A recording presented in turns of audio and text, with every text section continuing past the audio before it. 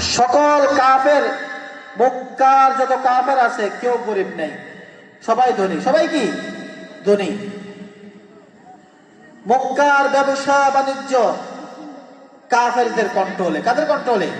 কাফেরদের কন্ট্রোলে। তারা ব্যবসা কন্ট্রোল করে, অর্থবিত্ত সবকিছু তাদের মধ্যে আছে।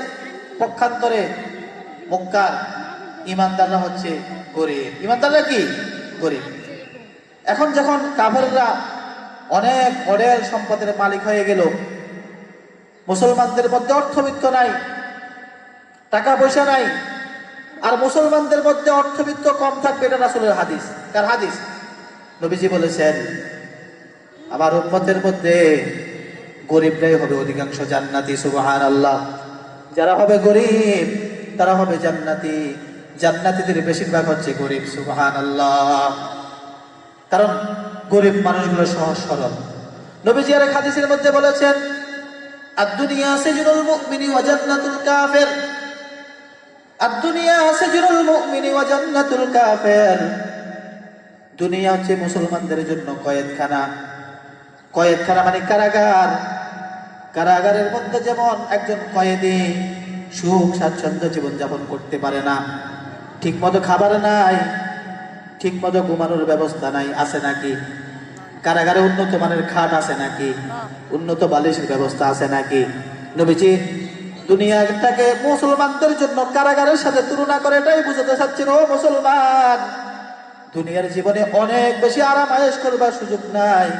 তুমি যদি মুসলমান হও, তোমাকে দুনিয়ার জীবনে কষ্ট করতে হবে। কি করতে হবে? কষ্ট করতে হবে। আর দুনিয়া সিজনুল মুমিনি ওয়া জান্নাতুল কাফির। দুনিয়া মুসলমানদের জন্য কয়েদখানা, কারাগার। পক্ষান্তরে কাফেরদের জন্য হচ্ছে বেহেশতখানা।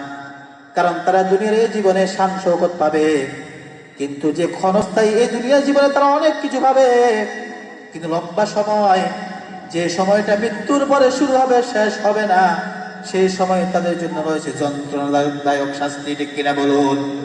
তাদের এমন শাস্তি হবে, এই শাস্তি তারা কাউকে দেখাতে পারবে না। ভয়ঙ্কর আযাব।